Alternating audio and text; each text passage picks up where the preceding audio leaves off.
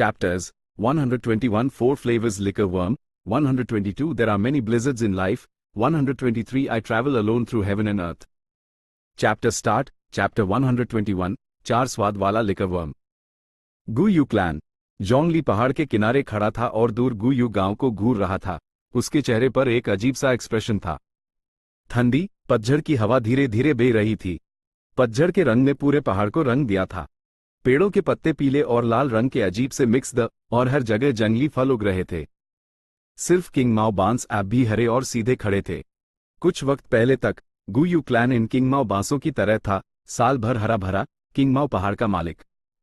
और अब ये लोग असल में पीछे छूट रहे हैं.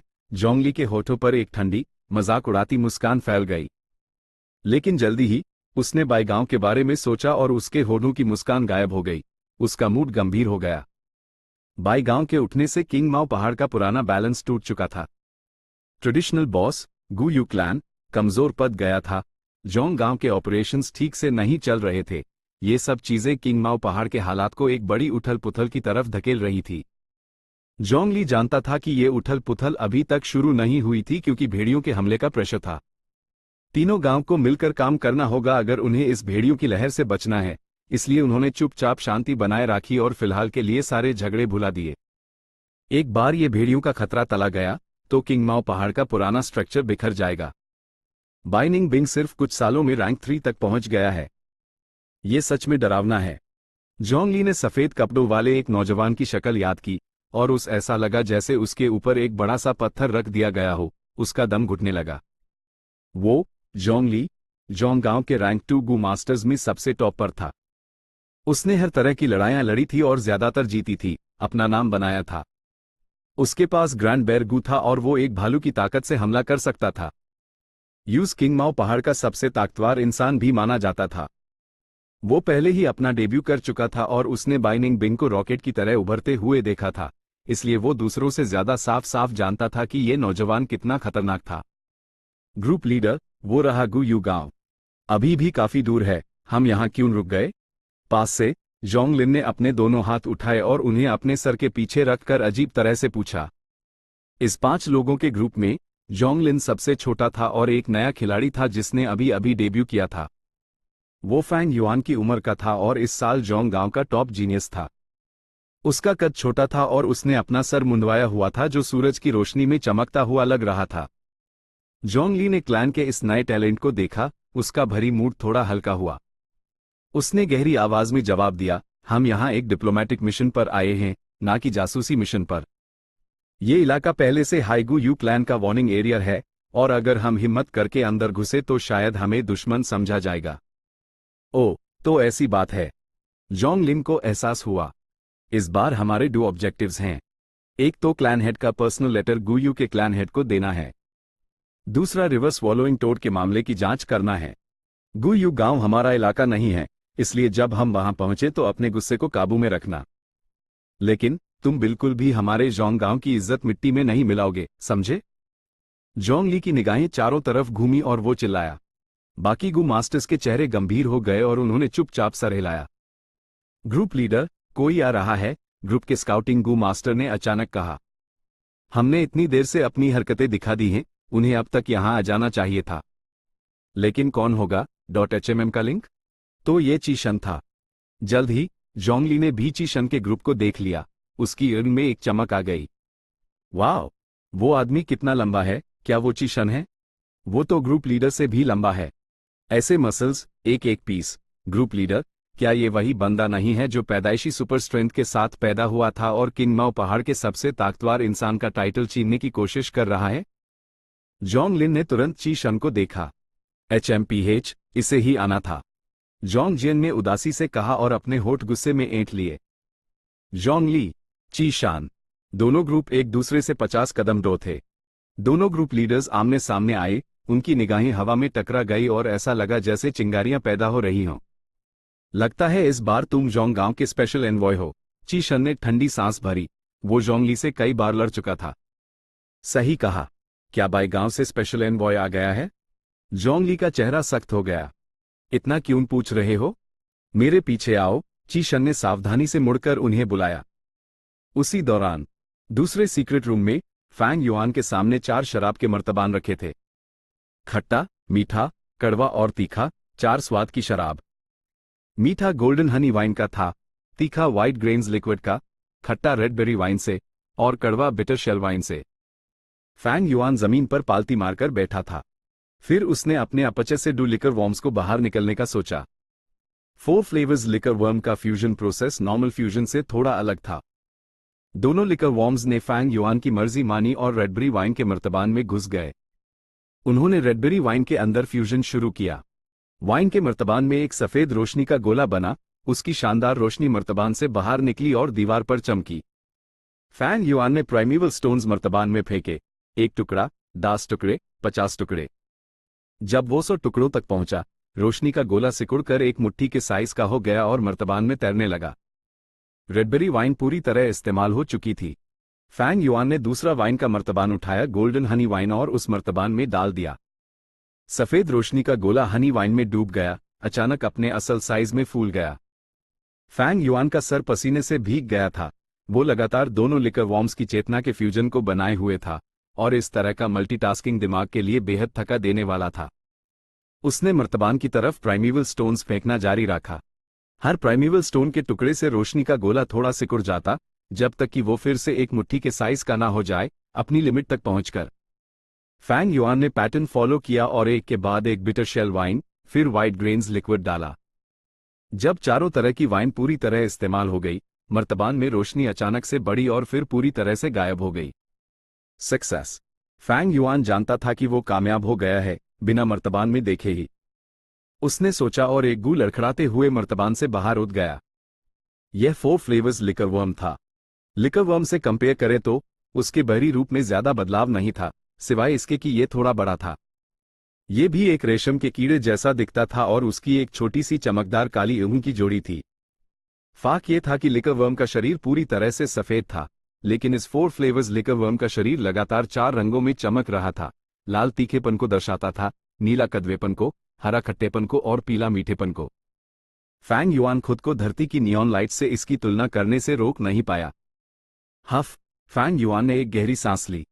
इस बार उसकी किस्मत अच्छी थी और उस असफलता का सामना नहीं करना पड़ा, पहली बार में ही कामयाब हो गया। अगर ये फेल हो जाता तो लिकर वॉर्म्स को गंभीर नुकसान पहुंच सकता था और उनमें से एक मर भी सकता था या बिटर शेल वाइन खत्म हो सकती थी। इनमें से कोई भी नतीजा परेशानी भरा होता।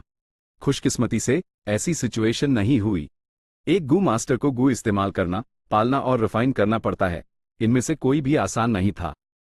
और गू वॉर्म्स को फ्यूज करने के मामले में कई गू मास्टर्स रेसिपीज ढूंढने और मटेरियल्स इकट्ठा करने के लिए बहुत मेहनत करते। कई तरह की रेसिपीज थी और जरूरी नहीं कि वो सभी सही हों। मटेरियल्स इकट्ठा करने के लिए गू मास्टर्स 10 साल से भी ज्यादा की मेहनत कर सकते थे। अगर उन्हें रेसिपी मिल भी जाती और सारे मटेरियल्स इकट्ठा कर भी लेते, अगर फ्यूजन फेल हो जाता तो मटेरियल्स बर्बाद हो जाते और उनकी सारी पिछली मेहनत और तैयारियां पानी में मिल जाती। गू मास्टर की कल्टीवेशन मुश्किल है। फैंग युआन ने आ भरी। गू वॉर्म्स को फ्यूज करना कल्टीवेशन के शुरुआती स्टेज में आसान था, लेकिन रैंक 4 और रैंक 5 फ्यूजन की सफलता दर अक्सर 10 में से एक बार भी नहीं पहुंचती थी। रैंक 6 फ्यूजन की सफलता दर तो 1% जितनी कम थी। हाई रैंक गू वॉर्म्स को फ्यूज करते वक्त हर असफलता का मतलब था एक बड़ी रकम के रिसोर्सेस का नुकसान। लेकिन एक बार सफल हो जाने पर फायदे बेहद ज्यादा होते। फैंग युआन के नए रिफाइन किए गए 4 फ्लेवर्स लिकर वर्म को हाइलर लो, ये रैंक 2 प्राइमेवल एसेंस को रिफाइन कर सकता था और उसे एक छोटे रेल्म तक बढ़ा सकता था। फैंग युआन ने एक रेड स्टील रेलिक गू का इस्तेमाल करके मिडिल स्टेज तक पहुंचा था। ए फ्लैट 4 फ्लेवर्स लिकर वर्म के साथ उसके पास अपर स्टेज प्राइमेवल एसेंस होगा। उसकी लड़ने की ताकत अब डबल हो गई थी। साथ ही 4 फ्लेवर्स लिकर वर्म उसके अपचे को पोषण देगा, जिसका मतलब था तेजी से कल्टीवेशन स्पीड। लेकिन फायदों के साथ नुकसान भी आते हैं। 4 फ्लेवर्स लिकर वर्म का इस्तेमाल अपने प्राइमेवल एसेंस को रिफाइन करने के लिए निश्चित रूप से प्राइमेवल स्टोन्स की खपत बढ़ा देगा। सिर्फ वाइटैलिटी लीव्स बेचने से होने वाली आमदनी उसके कल्टीवेशन खर्चे को पूरा करने के लिए काफी नहीं थी। आगे मुझे स्टेल्थ रॉक गू को स्टेल्थ स्केल्स गू में फ्यूज करना है। इससे एक और खर्चा बढ़ जाएगा। फ्यूजन, चाहे सफल हो या असफल, हर बार प्राइमेवल स्टोन्स खर्च करता था। फैंग युआन ने पहले 4 फ्लेवर्स लिकर वर्म को रिफाइन करने के लिए 400 से ज्यादा प्राइमेवल स्टोन्स इस्तेमाल किए थे। क्लैन ने यूज रिवर स्वॉलोइंग टोड को भगाने के लिए 500 प्राइमेवल स्टोन्स इनाम में दिए थे। 500 प्राइमेवल स्टोन्स दूसरे गू मास्टर्स के लिए काफी लंबे वक्त तक चलने के लिए काफी द, लेकिन फैंग युआन ने लगभग सब कुछ इस्तेमाल कर लिया था। खुशकिस्मती से असेट्स को दोबारा बेचने से उसका ज्यादातर हिस्सा रेड स्टील रेलिक गू खरीदने में इस्तेमाल करने के बाद कुछ हिस्सा अभी भी बचा हुआ था। थोड़े समय के लिए चिंता करने की जरूरत नहीं थी, लेकिन स्केल स्टेल्थ गू को रिफाइन करना जरूरी था। फैंग युआन ने स्टोन मंकी किंग को मारने के बाद स्टेल्थ रॉक गू हासिल किया था, लेकिन इसका कोई प्रैक्टिकल यूज नहीं था। ये सिर्फ शरीर को छिपा सकता था। मतलब एक बार फैंग युआन इसका इस्तेमाल करता तो उसका शरीर छिप जाता और लोगों को दिखाई नहीं देता, लेकिन उसके शरीर पर कपड़े, उसके कलाई के गार्ड्स, पैर के रैपिंग्स और बांस के जूते अभी भी नंगी उसे दिखाई देते। स्टोन मंकी किंग को इसकी कोई चिंता नहीं थी। वो एक जंगली जानवर था और उस कपड़ों की जरूरत नहीं थी। लेकिन फैंग युआन एक अजीब सिचुएशन में फंस जाता। स्टेल्थ रॉक गू का बेहतरीन इस्तेमाल करने और अदृश्य होने के लिए उस अपने शरीर से सारे कपड़े उतारने पड़ते, वरना भले ही वो अपना शरीर छिपा ले, दूसरों को चलता हुआ रैंक 2 गू मास्टर का यूनिफॉर्म दिखाई देगा। स्टेल्थ रॉक गू एक रैंक 1 गू वर्म था। एक बार जब ये रैंक 2 स्टेल्थ स्केल्स गू में एडवांस हो जाता तो ये समस्या हल हो जाती। स्टेल्थ स्केल्स गू कपड़ों को भी छिपा सकता था। अगर स्टोन मंकी किंग के पास स्टेल्थ स्केल्स गू होता तो भले हाई फैंग युआन की शर्ट उसके शरीर को ढक लेती, शर्ट भी अदृश्य हो जाती। मान लीजिए कि स्टोन मंकी किंग के पास स्टेल्थ स्केल्स गू था, तो फैंग युआन यूज हारा पता या नहीं, ये मामला काफी संदिग्ध था। एक स्टेल्थ स्केल्स गू को रिफाइन करने के लिए नेचुरली स्टेल्थ रॉक गू के अलावा दूसरे मटेरियल्स की भी जरूरत थी। यह मटेरियल्स काफी आम थे और फैंग युआन ने पहले ही जियांग या की मदद से उन्हें इकट्ठा करने के लिए कह दिया था। अगर मेन स्टेल्थ स्केल्स गू को रिफाइन कर सका तो मेरे लिए सीक्रेट केव में घुसना बहुत आसान हो जाएगा। इसके अलावा भेड़ियों के हमले के दौरान मैं इस तरीके से आसानी से हमला कर सकता हूं और पीछे हट सकता हूं, फैंग युआन ने सोचा। देर हो रही थी। उसने 4 फ्लेवर्स लिकर वर्म को अपने अपचर में वापस लिया और गुफा से बाहर निकलकर गांव की तरफ चल पड़ा। रिवर स्वॉलोइंग टोड को सफलतापूर्वक भगाने के बाद उसने तुरंत बहुत सारा अटेंशन अट्रैक्ट किया था। इन दिनों घूमना फिरना आसान नहीं था, इसलिए उस थोड़ी चिंता थी कि अगर वो सीक्रेट केव में ज्यादा देर तक रुक गया तो लोग यूएस पर शक करने लगेंगे। गांव के गेट पर ताकत का एक मुकाबला खत्म हो चुका था। जोंगली का ग्रुप गर्व से खड़ा था, जबकि चीशन का ग्रुप गेट की रक्षा कर रहे गू मास्टर्स के साथ भरी चेहरों के साथ था। जोंगली चीशन जितना लंबा नहीं था, लेकिन इस वक्त उसकी निगाहें सब कुछ नीचे देख रही थी। उसने धीरे से कहा, चीशन, तुम सच में सुपर स्ट्रेंथ से धन्य हो, लेकिन मेरे पास ब्राउन बेयर एनेट स्ट्रेंथ गू है और मेरे पास एक भालू की ताकत है। तुमने अभी लड़ाई में देखा कि तुम अभी भी मेरा मुकाबला नहीं कर सकते। HMPH किंग माओ पहाड़ में सबसे ताकतवर का टाइटल पाने का सपना देख रहे हो, सपना ही देखते रहो, जोंगजियांग ने पास से ताना मारा। चीशन का चेहरा राख जैसा हो गया था। वो जानता था कि दूसरी पार्टी ने यूज जानबूझकर चैलेंज किया था और उनका ये काम सियासी इरादों से भरा हुआ था। उसकी हार अब सिर्फ उसका पर्सनल मामला नहीं था, बल्कि ये गू यू क्लैन के नाम पर दाग लगा रहा था। मुझे हराकर इतना गर्व क्यों कर रहे हो? तुम्हें नहीं पता कि मैं अब क्लैन का सबसे ताकतवर इंसान नहीं हूं। अगर तुम में हुनर है तो फैंग युआन को हराने के बाद बात करना। चीशन के पास फैंग युआन का जिक्र करने के अलावा कोई चारा नहीं था। ओ, फैंग युआन? मैंने सुना था कि गू यू क्लैन में एक ग्रेट जीनियस उभरा है और उसका नाम फैंग झेंग था। लेकिन ये फैंग युआन कौन है? जोंगली ने शक से पूछा। चीशन ने ताना मारा, फैंग युआन फैंग झेंग का बड़ा भाई है। उसके पास भी पैदाइशी सुपर स्ट्रेंथ है और उसके पास भी एक स्ट्रेंथ बढ़ाने वाला गूवर्म है। पहले उसने अकेले रैंक 5 रिवर स्वॉलोइंग टोड को 100 मीटर से ज्यादा धकेल दिया था, आखिर में उस भगा दिया। अगर तुम्हें मेरी बात पर यकीन नहीं है तो तुम गांव में किसी से भी पूछ सकते हो। जोंगली के ग्रुप के चेहरे बदले बिना नहीं रह सके। Rank 5 river swallowing toad, Fang Yuan, ये नाम तुरंत उनके दिमाग में छाप गया। अनुवादक के विचार स्काईफैरो। ओके, पिछले हफ्ते के अगले 3 चैप्टर्स उम्मीद है कि मैं उन्हें कल रात तक कर पाऊंगा। पैकिंग की ऐसी की तैसी, मैं चला जाऊंगा और जहां मैं रुक रहा हूं वहां वाईफाई नहीं होगा, लेकिन मैं स्टारबक्स या कोई ऐसी अच्छी जगह ढूंढना चाहता हूं जहां फ्री वाईफाई हो ताकि मैं इस नॉवल पर काम जारी रख सकूं। मुझे सच में उम्मीद है कि मैं ऐसा कर पाऊंगा, वरना मुझे वापस आने के बाद ही सब कुछ जल्दी जल्दी करना पड़ेगा। इक्वल्स स्माइली फेस, मैं देखता हूं कैसा जाता है। ऑल्सो टिल्डर, कुछ लोगों ने डिस्कॉर्ड का जिक्र किया। तो मैं सोच रहा था कि क्या आप लोग गुड डिस्कॉर्ड में इंटरेस्टेड होंगे रीडर्स और फैंस के लिए नोवेल जो रॉज स्पॉयलर्स जो रोल प्ले या जो भी जोड़ हैंग आउट करने के लिए। लेकिन सबसे इंपॉर्टेंट, जहां मैं आप लोगों को न्यूज़, प्रोग्रेस, रिलीज, डिलेज और चीज़ों पर अपडेट कर सकूं। चैप्टर 122, जिंदगी में कई तूफानी मुश्किलें आती हैं। विज 3 मूनब्लेड्स चेहरे के साइज के हवा को चीरती हुई निकली, उनसे एक अजीब सी नीली रोशनी निकल रही थी। स्क्रीच तुरंत 16 से 17 जड़े आए पत्थर बंदर मौके पर ही मार दिए गए। फैंग युआन का पीछा कर रहे पत्थर बंदरों के झुंड को तुरंत आधा कर दिया गया। फैंग युआन वहीं खड़ा रहा और पीछे नहीं हटा, बल्कि उसने अपना सीधा हाथ उठाया और हवा में 3 बार काटा। 3 मूनब्लेड्स पत्थर बंदरों के झुंड से गुजरी, रास्ते में आने वाले हर पत्थर बंदर का सर काट दिया। पत्थर बंदरों की लाशें जमीन पर गिरी, अनागिनत टुकड़ों में बिखर गई। उनकी इर्द जड़े के मोतियों में बदल गई और खून से भरी जमीन पर लुढ़क गई। फैंग युआन ने अपने अपचर को चेक किया, उसके पास अभी भी गहरे लाल प्राइमेवल एसेंस का आधे से ज्यादा हिस्सा बचा हुआ था। मूंगलोगू को एक मून ब्लेड इस्तेमाल करने के लिए 10% हल्के लाल प्राइमेवल एसेंस की जरूरत थी। फैंग युआन रैंक 2 के शुरुआती स्टेज पर सिर्फ 4 मून ब्लेड्स हाई बार इस्तेमाल कर सकता था। जब वो मिडिल स्टेज पर पहुंचा तो ये संख्या 8 हो गई, और अपर स्टेज पर यह संख्या एक बार फिर डबल हो गई, 16 तक पहुंच गई। फैंग युआन असल में रैंक 2 अपर स्टेज पर नहीं था, लेकिन 4 फ्लेवर्स लिकर वर्म द्वारा अपर स्टेज प्राइमेवल एसेंस को रिफाइन करने से उसे एक झूठा अपर स्टेज माना जा सकता था। उसकी लड़ने की ताकत तेजी से बढ़ रही थी। पहले इन 70 या 80 पत्थर बंदरों से पीछा किए जाने पर उस पीछे हटते हुए लड़ना पड़ता। ए फ्लैट उसने बस मूनब्लेड से हमला किया, तेजी से उनमें से ज्यादातर को मार डाला। बचे हुए पत्थर बंदर भाग गए थे। मैंने सिर्फ 2 दिन में 3 पत्थर के स्तंभ साफ कर दिए। ये स्पीड पहले से कई गुना तेज है। अगर ये ऐसे ही चलता रहा तो मैं लगभग आधे महीने में सेंट्रल एरिया तक का रास्ता दोबारा खोल पाऊंगा, फैंग युआन ने सोचा। फ्लाओ वाइन मोंग के स्टाइल से सेंट्रल पिलर में जमीन के नीचे की गुफा अगला बैरियर होना चाहिए। इस बात की पूरी संभावना है कि इस बैरियर पर एक और अर्थ ट्रेजर फ्लावर गू होगा। मुझे लगता है कि फ्लाओ वाइन मोंग की ताकत की विरासत लगभग खत्म होने वाली है। आखिरकार वो गंभीर रूप से घायल था और उसकी हालत अच्छी नहीं थी, इसलिए उसने जल्दी में ये विरासत बनाई। ज्यादा से ज्यादा शायद 2 और रुकावटें बची होंगी।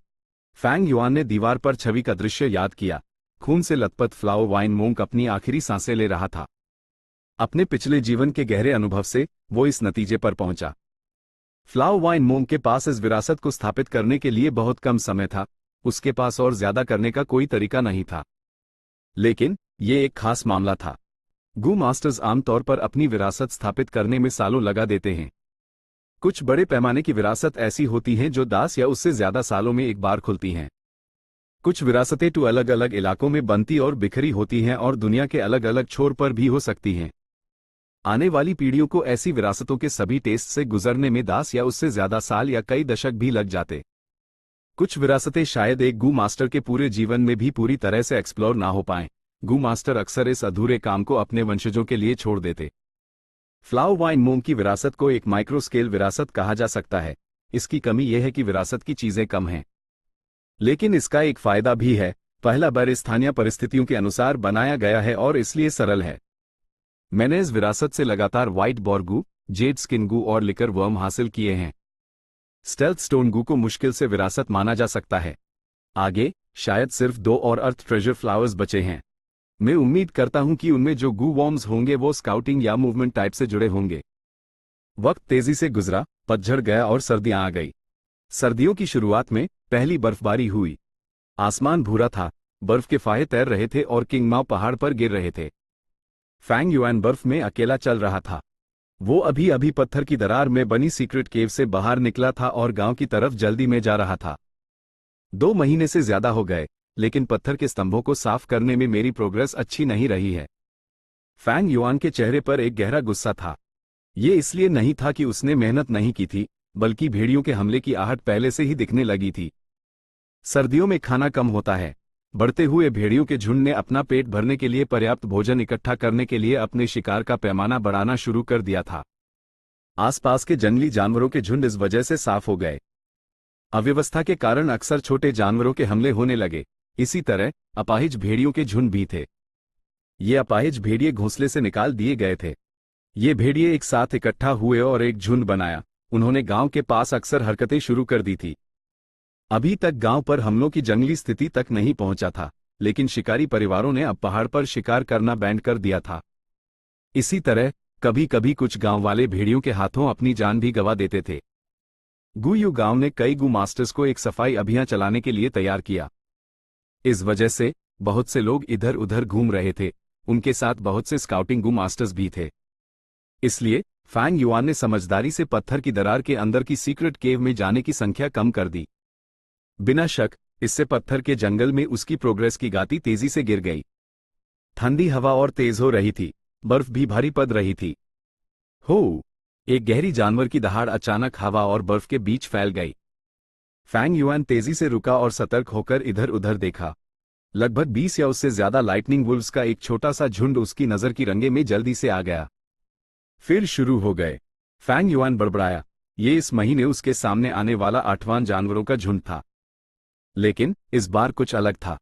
भेड़ियों के झुंड गांव के इतने करीब हरकतें शुरू कर रहे हैं। आगे क्लैन के गू मास्टर्स और ज्यादा हरकतें करेंगे। पत्थर की दरार की सीक्रेट केव ज्यादा दूर नहीं है।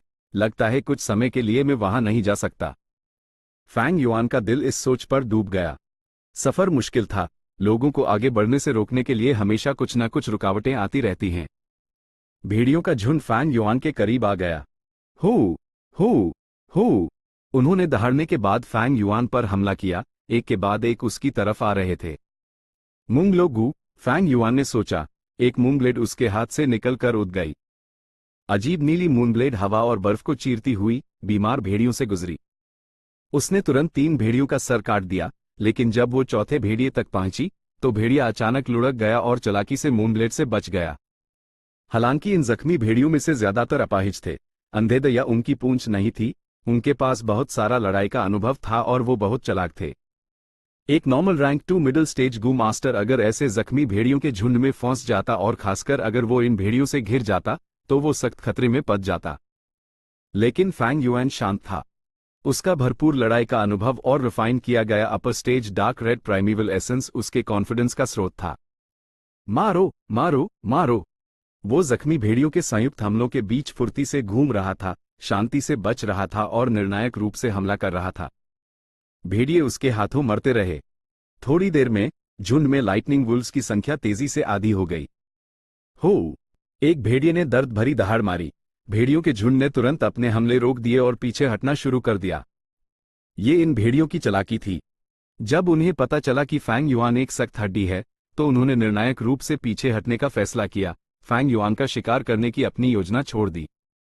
ये बूढ़े, बीमार और घायल भेड़िए बिल्कुल सही हालत में नहीं थे, लेकिन अब तक जिंदा रह पाना उनकी जीने की समझदारी को दिखाता था। फैंग युआन वहीं खड़ा रहा, शांति से इन जख्मी भेड़ियों को हवा और बर्फ में गायब होते हुए देखता रहा। अगर वो अपनी ताकत छिपा सकता था तो यूज दिखाना जरूरी नहीं लगा। ये कंफर्म करने के बाद कि भेड़ियों का झुंड पूरी तरह से भाग गया है, उसने तुरंत भेड़ियों की लाशों से चीजें इकट्ठा की। भेड़िए की खाल, दांत और ऐसी ही चीजें सब कीमती थी। हालांकि उनकी मार्केट प्राइस कम थी, लेकिन क्वांटिटी से इसकी भरपाई की जा सकती थी। इन 2 महीनों में फैंग युआन ने इन जख्मी भेड़ियों को खत्म करने से माइल स्पॉइल्स ऑफ वॉर से कुछ कमाई की थी। भेड़ियों की लाशों से बह रहा खून अभी भी गर्म था। कुछ जख्मी भेड़ियों में अभी भी थोड़ी सांस बची हुई थी। उनकी आंखों में जोश की एक झलक दिख रही थी।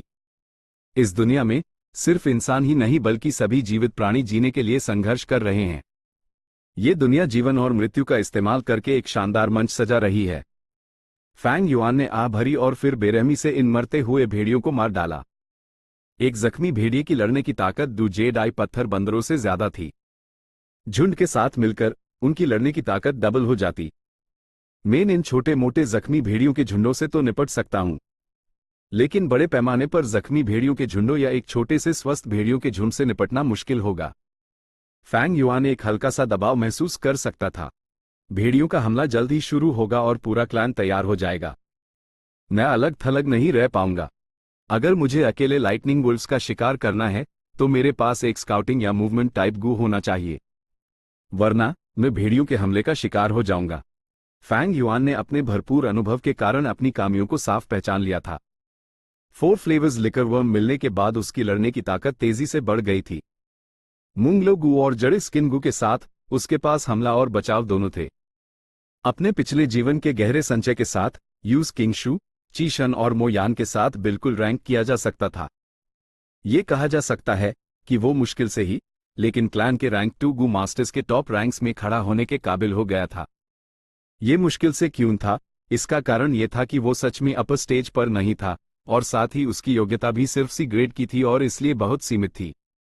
अपनी लड़ने की ताकत से इतना कुछ हासिल करना पहले से ही सबसे अच्छा परिणाम था, लेकिन लड़ने की ताकत भेड़ियों के हमले से बचने का सिर्फ एक पहलू था। मेरे पास एक स्काउटिंग मेथड होना चाहिए। अगर मेरे पास एक स्काउटिंग गू वर्म होगा तो मैं भेड़ियों के झुंड की हरकतों को महसूस कर पाऊंगा और जल्दी से पीछे हट जाऊंगा या दूसरे रास्ते से निकल जाऊंगा, या मूवमेंट टाइप गू वॉर्म्स का इस्तेमाल करके तेजी से भागकर भेड़ियों के झुंड के घेरे से बच जाऊंगा, फैंग युआन ने सोचा। अगर उसके पास इन डू गू वॉर्म्स में से सिर्फ एक भी होता तो उसके बचने की दर बहुत बढ़ जाती। अगर उसके पास दोनों होते तो वो आसानी से इधर उधर घूम सकता था। मैं उम्मीद करता हूं कि फ्लावर वाइन मोंग की विरासत में ऐसे गू वॉर्म्स होंगे। अगर नहीं भी होते तो कोई बात नहीं। मेरी यादों के मुताबिक भेड़ियों के हमले के दौरान तीनों क्लान्स मिलकर एक कॉन्ट्रीब्यूशंस लिस्ट बने दी और अपने स्टोर किए हुए गू वॉर्म्स को एक्सचेंज के लिए रखते थे। लिस्ट में बहुत से कीमती गू थे। इस समय मैं अपने कंट्रीब्यूशंस का इस्तेमाल करके उन्हें बाइयाजोंग गांव के गू वॉर्म्स के लिए एक्सचेंज कर सकता हूं। फैंग युआन ने अपने मन में प्लान बनाया और उठ खड़ा हुआ। उसने थोड़ी ही देर में युद्ध के सामान को तेजी से व्यवस्थित किया और उन्हें एक बाग में पैक किया जिसे उसने अपनी पीठ पर लाद लिया। बर्फ गिरती रही और जल्द ही भेड़ियों के खून को जमा दिया, उनकी लाशों को ढक दिया। देखो, फैंग युआन वापस आ गया। वो एक बाग ले जा रहा है। क्या वो फिर से जख्मी भेड़ियों का शिकार करने गया था? क्या उसी ने हमारे गांव को बचाया था? अरे, यह तो बस किस्मत की बात थी। हम दोनों जानते हैं कि यह कैसे हुआ। अगर मेरे पास ऐसी महान शक्ति होती तो मैं भी वो कर सकता था। ये कोई बड़ी बात नहीं है। जब फैंग युआन गांव से गुजर रहा था तो लोगों ने उसके लिए रास्ता बना दिया। वहां तारीफें, जिज्ञासा और जलन भी थी। फैंग युआन, ची शन अचानक एक कोने से निकला और चिल्लाया। नोट: चैप्टर के टाइटल, जिंदगी में कई तूफानी मुश्किलें आती हैं। मैं, तूफानी मुश्किलें, रुकावटों के लिए एक रूपक है। अनुवादक के विचार स्काईफैरो। ठीक है, मैं पिछले हफ्ते के बैच के आखिरी 3 चैप्टर्स निकलने वाला हूं। ऑल्सो, मैंने अभी हमारे गू नॉवल के लिए डिस्कॉर्ड ग्रुप बनाया है, तो यहां अन लोगों के लिए डिस्कॉर्ड लिंक है जो इंटरेस्टेड हैं। discord.gg का लिंक। चैप्टर 123, मैं स्वर्ग और धरती पर अकेला सफर करता हूं। क्या बात है? फैंग युआन ने ची शन को देखा। भले ही सर्दियां थी, वो अभी भी बिना शर्ट के था। उसकी लाल त्वचा से एक गर्मी निकल रही थी जिससे लोगों को लगता था जैसे वो किसी हीटर के पास ही। उसकी बॉडी पर गिरने वाली सफेद बर्फ तुरंत पिघल जाती थी। ये इसलिए था क्योंकि उसके अपर्चर में एक डबल ऑरिफिस स्टोव गू था। स्टोव गू एक रैंक 2 गू वर्म था। ये अंदर की गर्मी को स्टोव कर सकता था जिसका इस्तेमाल हमले के लिए किया जा सकता था। सर्दी को दूर भगाना तो बस एक साइड इफेक्ट था। ची शन का एक्सप्रेशन अजीब था। उसने फैंग युआन को घूर कर गंभीरता से कहा, क्या तुम्हें पता है कि इन दिनों जोंग क्लैन का जोंगली तुमसे ताकत का मुकाबला करने के लिए तुम्हें ढूंढ रहा है? मुझे पता है, फैंग युआन ने सर हिलाया। ची शन ने आ भरी। जोंगली का तुमसे ताकत का मुकाबला करना सिर्फ एक कंपटीशन नहीं है, बल्कि इसमें तीनों क्लान्स के अलायंस के फायदे नुकसान जुड़े हुए हैं। भेड़ियों के हमले के दौरान अलायंस न करने का मतलब है बर्बादी। लेकिन अलायंस बनाने के बाद सबसे बड़ी समस्या यह है कि फायदों और मुनाफे को कैसे बांटा जाए। इन दिनों तीनों क्लान्स इसी वजह से एक स्टेलमेट पर अड़े हुए हैं। फैंग युआन ने ची शन को देखा, तुरंत समझ गया कि वो उस क्यून ढूंढने आया था। बातचीत करना सबसे मुश्किल काम था। अपने फायदे के लिए तीनों क्लान्स अपने आप रास्ता नहीं देंगे और उन्हें अपने बेहतरीन फायदों के लिए लड़ना पड़ेगा। बातचीत की टेबल पहले से ही बारूद और धुएं से भरी थी, जहां दिमाग की लड़ाई चल रही थी। इस दुनिया के मूल्यों की प्रणाली में पहले ताकत थी, दूसरा रिश्तेदारी। किंग माओ पहाड़ के तीनों क्लान्स अलग अलग क्लैंस एक दूसरे से लंबे समय से बड़ा कॉन्फ्लिक्ट था। हर एक के पास पुरानी और गहरी दुश्मनी थी। बेशक रिश्तेदारी उनके तनाव को कम करने के लिए इस्तेमाल नहीं की जा सकती थी, इसलिए इस तनाव को तोड़ने के लिए उन्हें ताकत पर निर्भर रहना पड़ा। धरती पर अपनी ताकत दिखाने के लिए मिलिट्री एक्सरसाइजेज होती हैं। इस दुनिया में ये उसी तरह काम करता था कि एक फैक्शन की ताकत दिखाने और अपने लिए बेहतर फायदे हासिल करने के लिए गू कॉन्टेस्ट्स होते थे। जोंगली का फैंग युआन को ताकत के मुकाबले के लिए ढूंढना इसी वजह से था। जैसा कि उम्मीद थी, चीशन ने आगे कहा, मैंने जोंगली से मुकाबला किया है। उसके पास ब्राउन बेयर अनेट स्ट्रेंथ गू है और उसके पास पहले से ही एक भालू की ताकत है।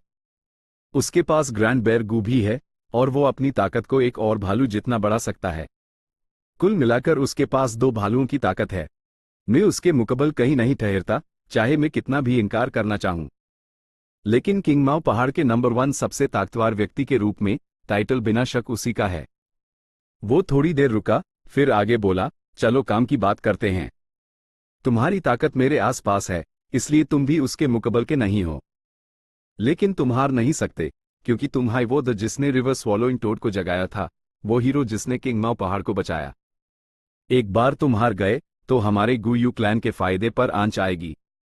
इसलिए क्लैन के फायदों के लिए अपनी निजी शान को छोड़ दो और लड़ाई से बचो। फैंग युआन चुपचाप ची शन को देखता रहा। ची शन ने नीचे देखा, ये जानता हूं कि यह मामला तुम्हारे लिए बहुत मुश्किल है। आखिरकार कंपटीशन से बचने से किसी की अपनी रेपुटेशन पर भयंकर चोट पहुंचती है। लेकिन ये क्लैन के फायदों के लिए है। अगर तुम हार गए तो क्लैन को बहुत कुछ छोड़ना पड़ेगा।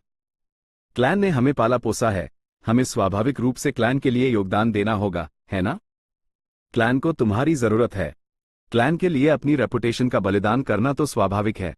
लेकिन यह मामला मेरी वजह से शुरू हुआ, इसलिए अपने निजी नाम से मैं तुम्हें इसके लिए मुआवजा दूंगा, मेरी गुडविल के तौर पर। यह कहकर ची शन ने फैंग युआन को एक बड़ा पैसों का आग थमा दिया। फैंग युआन ने यूज तोला और हंसा, तो मेरी रेपुटेशन की कीमत सिर्फ 200 प्राइमेवल स्टोन्स है? ची शन उसके शब्दों में तंज सुन सकता था। उसकी निगाहें तेज हो गई और उसने गंभीरता से कहा, फैंग युआन, कृपया कोई नाराजगी मत रखो।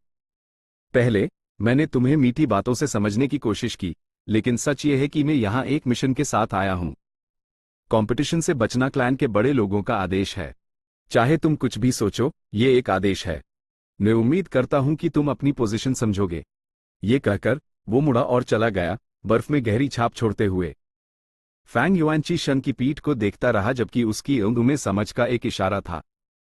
सबसे बड़े फायदे हासिल करने के लिए क्लैन ने मेरे रिवर स्वॉलोइंग टोड को भगाने की घटना को पहले ही बातचीत में एक मोहरे के रूप में इस्तेमाल कर लिया है। आखिरकार रिवर स्वॉलोइंग टोड पूरे किंग माओ पहाड़ के लिए एक खतरा था। इस मोहरे से छुटकारा पाने के लिए जोंग क्लैन ने जोंगली को मुझे चैलेंज करने के लिए भेजा। क्लैन के लिए मैं बस एक शतरंज का मोहरा हूं।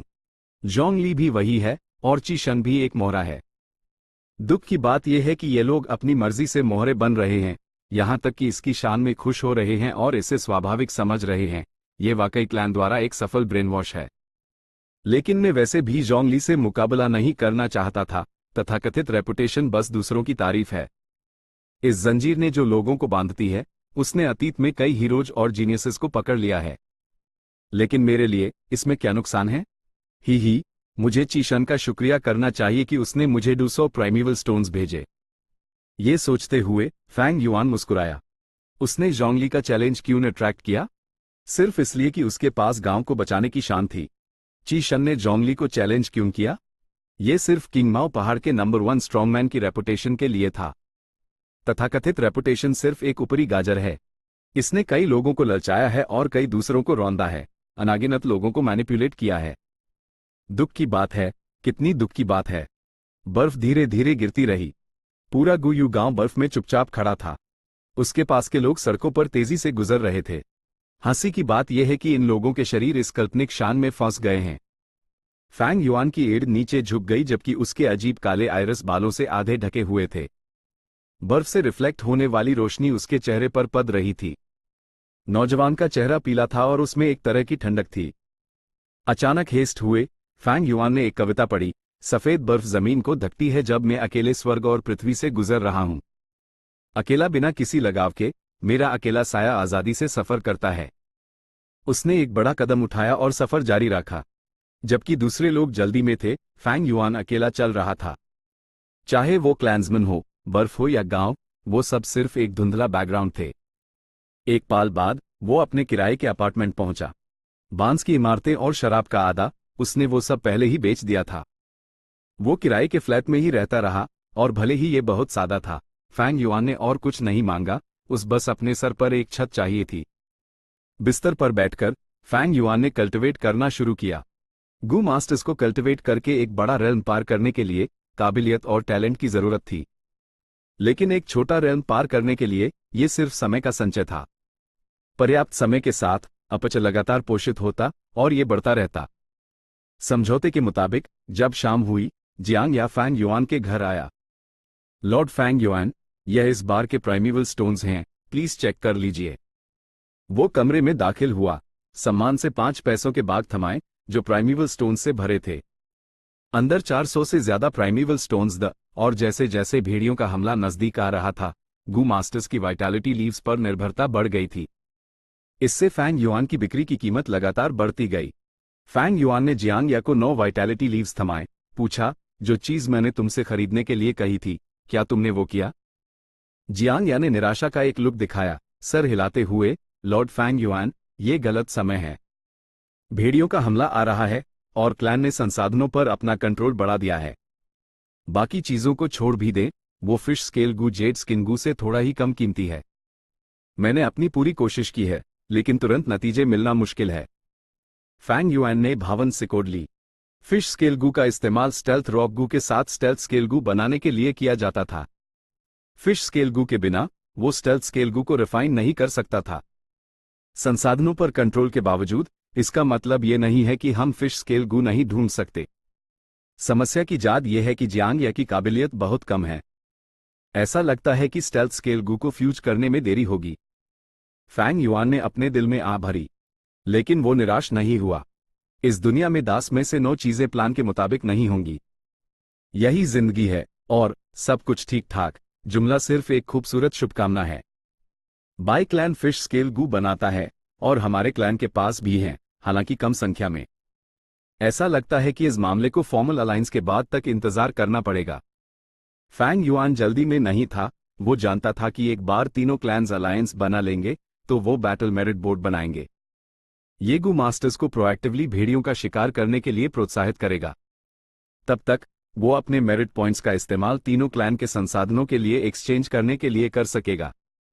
बेशक गू यू क्लैन का मूनलाइट गू, जोंग क्लैन का बेयर स्ट्रेंथ गू और बाई क्लैन का स्ट्रीम गू क्लैन के सिग्नेचर और वो एक्सचेंजेबल नहीं होंगे। लेकिन फिश स्केल गू निश्चित रूप से अंदर था। खतरे के साथ अवसर भी आता है। गू मास्टर्स के लिए भेड़ियों का हमला एक कठोर परीक्षा थी, लेकिन उठने का एक अवसर भी था। भेड़ियों के हमले के तहत कई प्रसिद्ध गू मास्टर्स मारे गए, जबकि कई गू मास्टर्स ने इसके कारण नाम कमाया। क्लैन में पुराने फैक्शंस इसके कारण कमजोर हो जाते, लेकिन नए फैक्शंस राजनीतिक मंच पर उठ खड़े होते। रात में अनापेक्षित मेहमान आए, गू यू किंगशू और गू यू फैंगजेंग। किंगशू सीधे मुद्दे पर आया, अपने पिछले उद्देश्य का जिक्र करते हुए फैंग युआन से लिकर वर्म खरीदना चाहता था। साथ ही वो ब्लैक बोरगू और यहां तक कि 9 लीफ वाइटैलिटी ग्रास भी खरीदना चाहता था। 9 लीफ वाइटैलिटी ग्रास तो सवाल ही नहीं उठता। लिकरवर्म बहुत पहले 4 फ्लेवर लिकरवर्म बैन चुका था। भले हाई फैंग युआन चाहता, वो अब उस पैदा भी नहीं कर सकता था, इसलिए उसने उन्हें माना कर दिया। लेकिन ब्लैक बोरगू, मुझे पहले ही एक सुर की ताकत मिल चुकी है, इसलिए ब्लैक बोरगू मेरे लिए अब बहुत कम कीमत रखता है।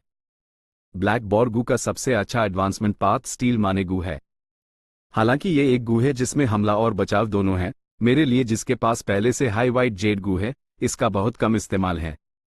मैं इसे फिश स्केल गू में बदल लूं तो बेहतर होगा। फैंग युआन ने यह सोचा और इसका जिक्र किया। फिश स्केल गू? किंगशू ने भावे सिकोड़ी, फिर सर हिलाया। मैं जानता हूं तुम्हारे पास एक डिफेंसिव गू वर्म की कमी है।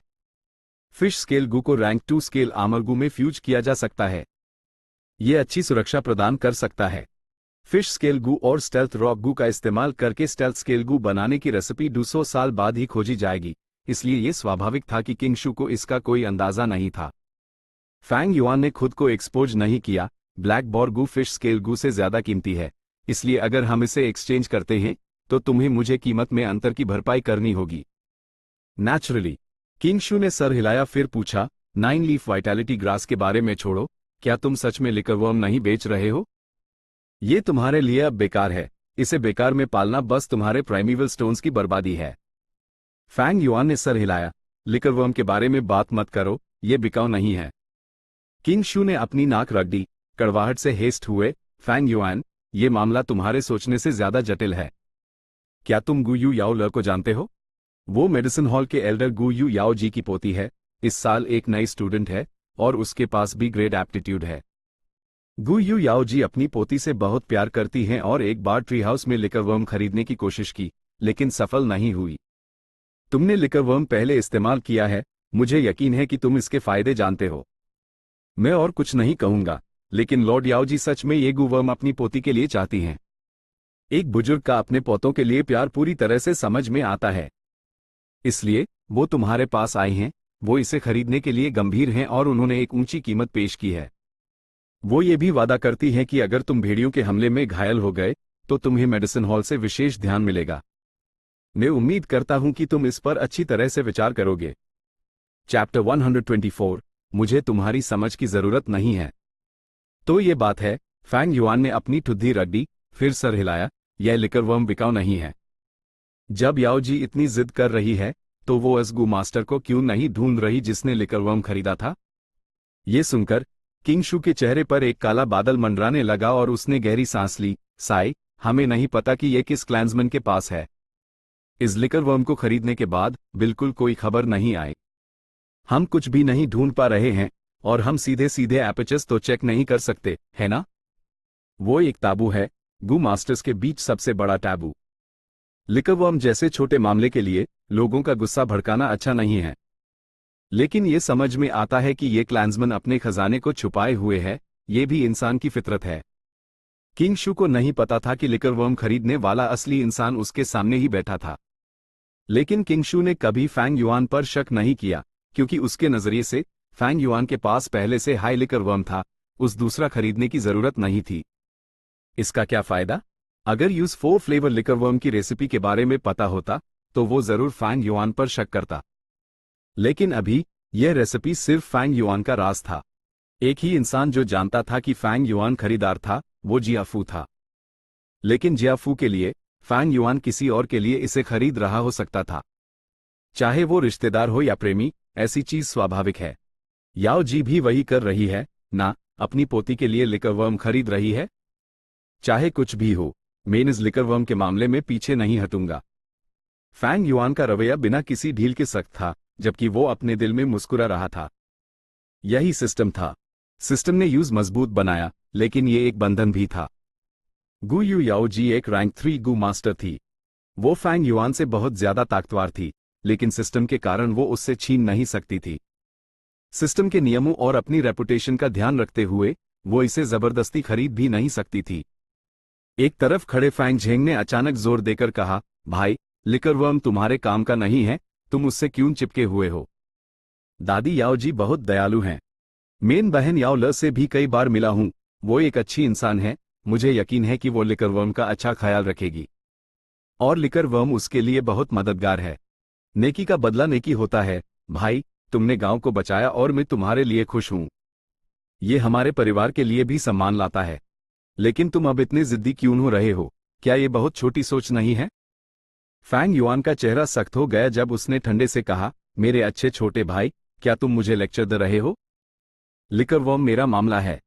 भले ही वो मेरे हाथों में साथ जाए, तुम्हें कोई हक नहीं है मुझे बताने का कि मैं क्या करूं।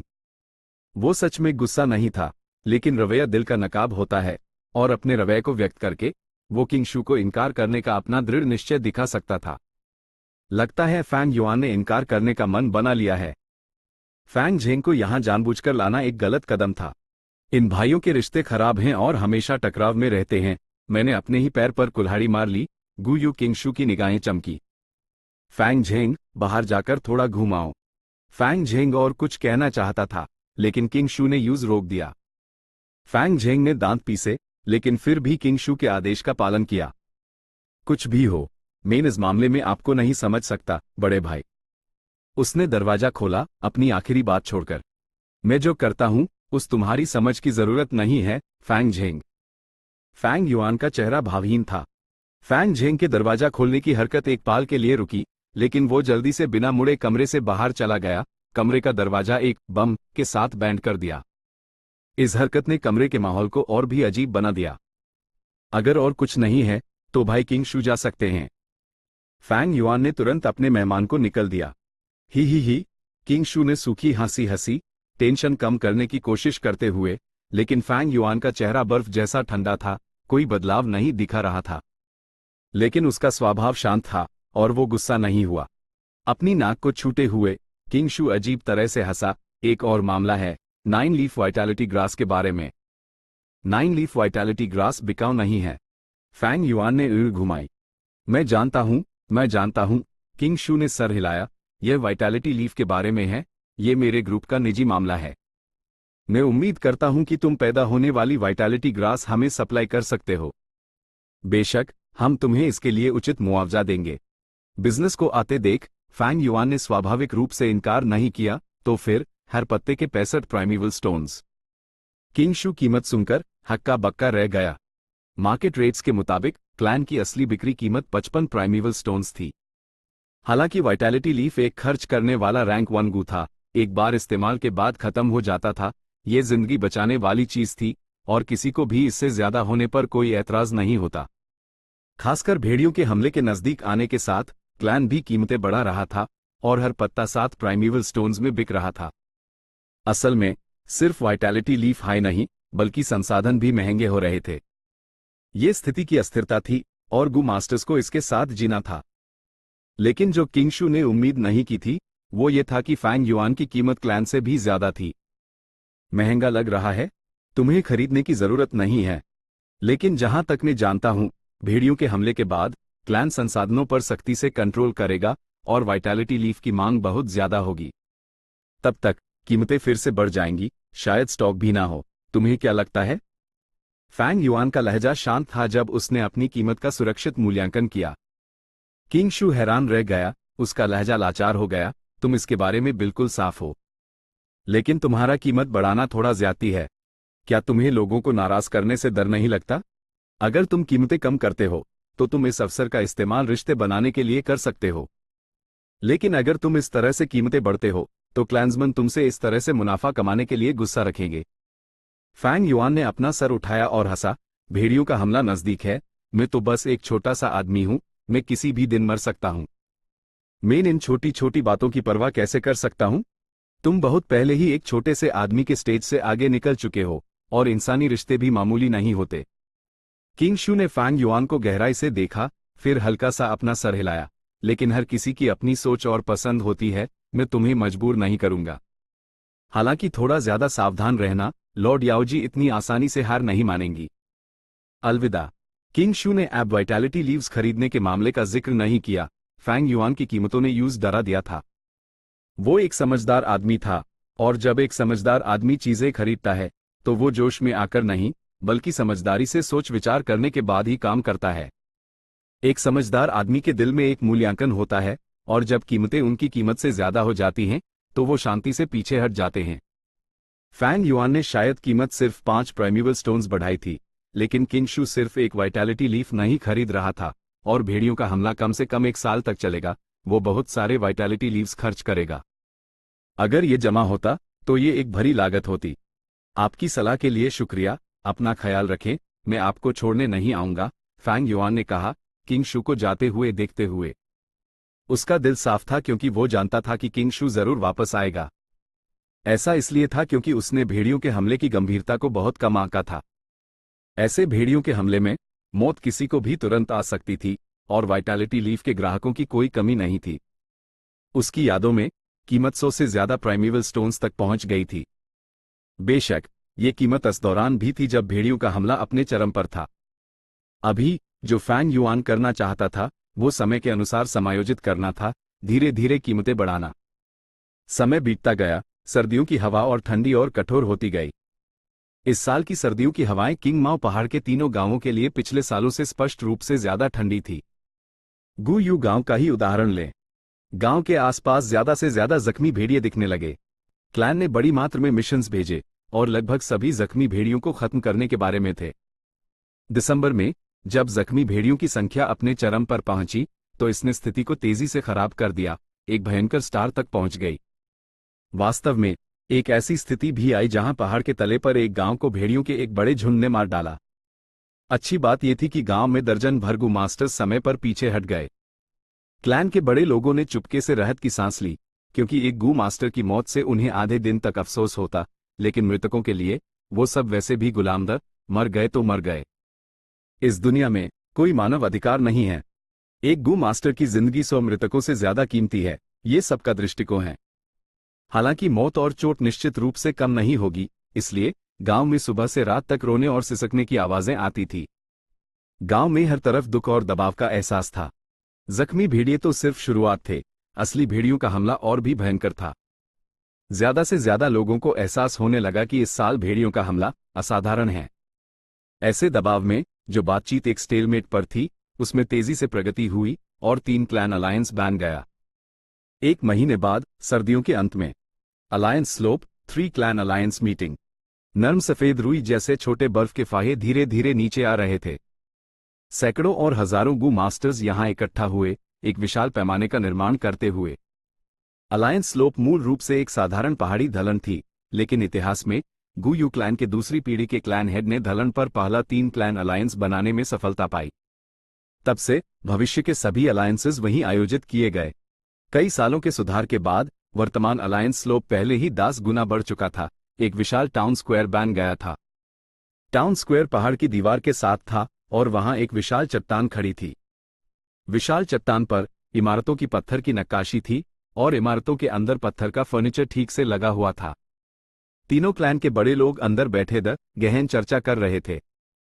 विशाल चट्टान की इमारत के नीचे तीनों क्लैन के गू मास्टर्स के अपने अपने स्थान थे, जो 3 बड़े समूह बना रहे थे।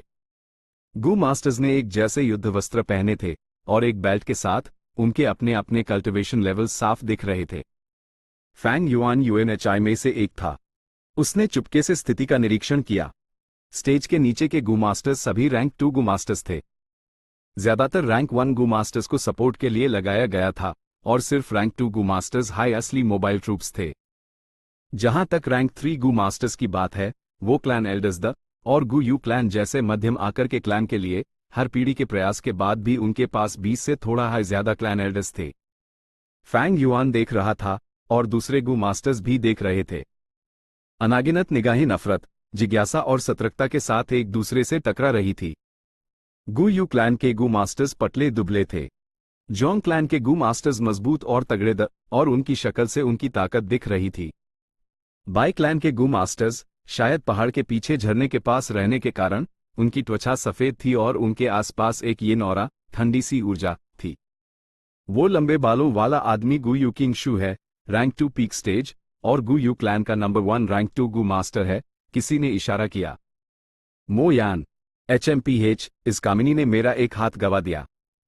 भेड़ियों के हमले के बाद मुझे बदला जरूर लेना है, कोई अपने दिल में गुर्राया। वो विशाल भालू पर सवार लड़की, वो जोंग क्लैन की जोंग जाओ मैन होनी चाहिए।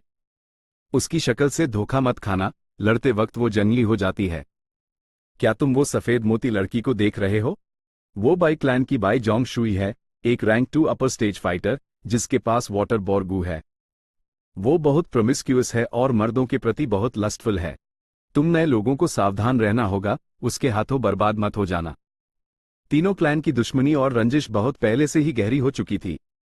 अलायंस स्लोप की चर्चा की आवाजें और तेज हो गई और एक शोर में बदल गई। कई गू मास्टर सीनियर्स इधर उधर इशारा कर रहे थे, अपने जूनियर्स को दूसरे 2 क्लान्स के मजबूत लोगों से परिचित करा रहे थे, उन्हें उनसे सावधान रहने की याद दिला रहे थे। एक ये नौरा, इसको समझाना थोड़ा मुश्किल है। यिन महिलाओं अंधेरी ऊर्जा जल ऊर्जा से जुदा है। अनुवादक के विचार, स्काईफैरो। और ये रहे पिछले हफ्ते के सारे चैप्टर्स। बेचारा फैंग जेंग चैप्टर एंड।